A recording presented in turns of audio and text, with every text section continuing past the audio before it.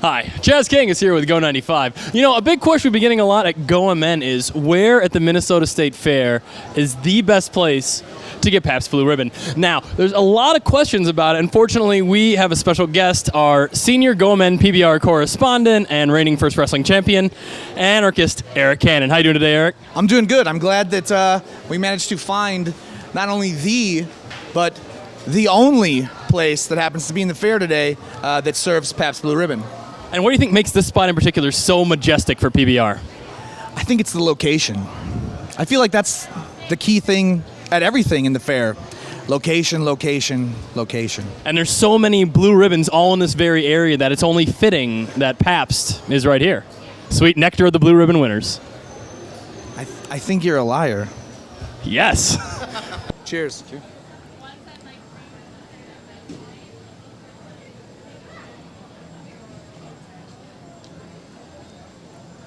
That's the stuff. How did you first link up with PBR? Well, there's this underground scene called independent professional wrestling, and I don't want to toot my own horn, but I'm kind of a major player in that scene. And when I wrestle, I like to drink PBR, and if you get too close to me or if you and I don't exactly see eye to eye, PBR can be used as a weapon. I'll spit in your face, I'll smash you in the head with a can. But no, really, I drink PBR all the time. And I'm a professional wrestler, and it's this weird thing that kind of came together where I'm reaching out to a whole new demographic for Pabst, and it just kind of fell together. Cool. And how much would you say the Minnesota scene has changed for independent wrestling over the past, let's say, decade or so? Oh, wow. How much time do we have? We could talk about this for a while.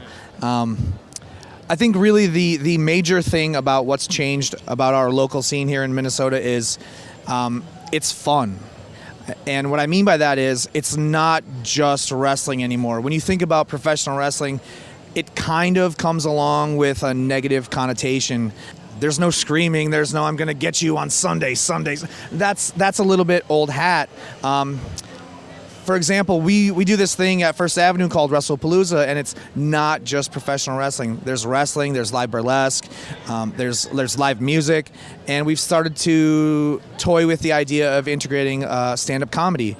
So while it's wrestling, it's also not wrestling.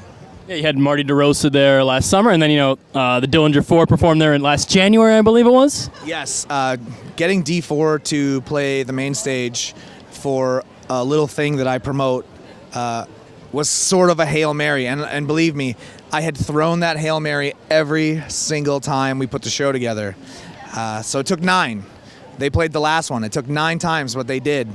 And then we had Prof on stage, which was also very cool. And I'm in a weird predicament now where what do we do next? Wait, and you also Mike Mithlon, Doomtree, which get well soon, Mike. He turned heel at one of your events, I believe. He actually got quite the reception. Sheik Arya Davari at that time was the WrestlePalooza champion. Now he's WWE superstar on 205 Live. Got a little too handsy with Mike, who at the time was our special guest referee, and Mike gave him the old 1-2 biscuits, and it got a great reaction. People don't like Arya. He's kind of a jerk. And that's the hardest type of biscuits to give. Yeah. Hey, as long as he's getting them and I'm not taking them. So, how are you preparing for this forthcoming first wrestling event for the first time at the Caboose? Well, the thing is, we do WrestlePalooza twice a year, usually January, usually in June. And we've created this weird underground fan base where they're still hungry. They don't want to wait 6 months between shows. So we thought we'd give them a little snack, and we're going to bring it to the Caboose on Thursday, September 7th. I think it's going to be fun. I know the wrestling's going to be amazing, and I hope you're there to see it. I'll be there. And who else is going to be showing up there? We've got Colt Cabana, who's huge in the podcast world, let alone the independent professional wrestling scene. He also rapped on my last album. He did what? Yeah, he did. He was the Mike Tyson of my cannabis on my last project. So yeah, we have a track together. I did not know that. Oh, yeah. It's called She Will Be Not Mine. It's me, him, and this Philadelphia battle rapper named Boss. We're all on it. Literally about to tell you to plug it. That was perfect. Spectacular. So I didn't know that. That's so amazing. So Colt Cabana, Ethan Page, who's making huge waves in the independent wrestling scene right now.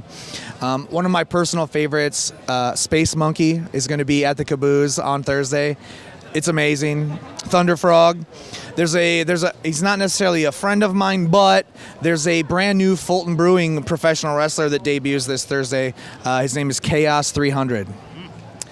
He and I gonna butt heads. It sounds like the issue that it all comes down to. You know, it's like what's flowing through the veins. Exactly. He's drinking the wrong beer. That's what it boils down to. Fighting words, especially here at the Minnesota State Fair. And First Wrestling catalog's all available at Smart Mark Video, right? Correct. SmartMarkVideo.com. You can check us out. It's First Wrestling. It's a little confusing. It's F1 RST Wrestling. It's First Wrestling, everything social media. F1 RST Wrestling. You can catch Eric Cannon there. I'll be there, and ideally those cows will be there too. So it's appealing across all demographics. For Go Men, Go 95.3, I'm Chaz Kangas. I love you. Cheers.